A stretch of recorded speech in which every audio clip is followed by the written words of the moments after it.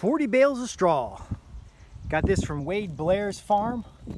Some of the best straw that we're going to be busting the hell out of and spread out all across this area here.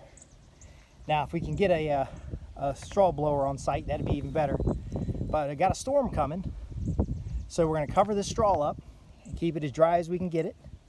Now, some of the bales we broke them up, getting them off the machine. But I told him to give me his nastiest bales, stuff that's not so good for animals, but better for just spreading out on the ground. So you can see where this is natural. Mice get into it a little bit, but these bales bust up really good, and I can beat these things down into a nice spread, get it out here and get it wet.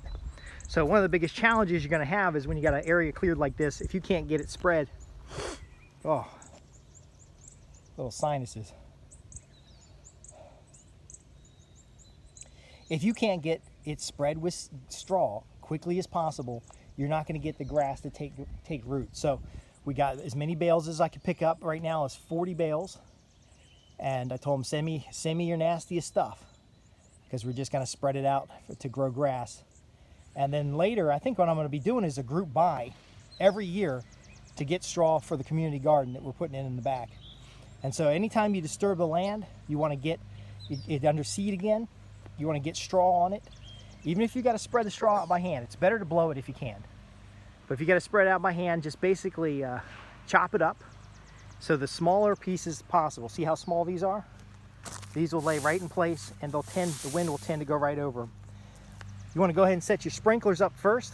So in this case, we're going to lime, and then we're going to spread seed. Now there's already lime and seed down, but we're going to spread a little bit more seed, a little bit more lime. Then we're going to get the straw down over top of it. And then you either want a light rain, or you want to be able to sprinkler it in to get that moisture in the ground and get them seeds going, get them seeds hot, get everything running clean.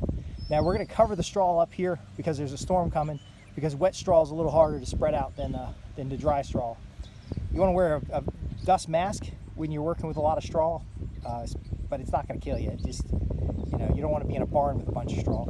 And you also want to make sure nobody's smoking around this, because if somebody drops a cigarette in this pile, we're going to have a problem. But I'm Justin Hitt with Prosperity Homestead. This is how we get this thing under seed. It's the #1 thing you do after disturbing the land. Even if you're just digging a trench in the garden, we use this straw to heavy mulch beds as well. If you can't grow enough on site, you want to have ready straw available all the time. And you don't need the good stuff.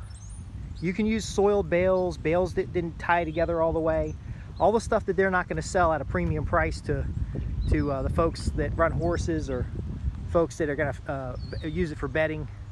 And this is wheat straw, so we will have some wheat seed in it, which is just perfectly fine for what we're doing.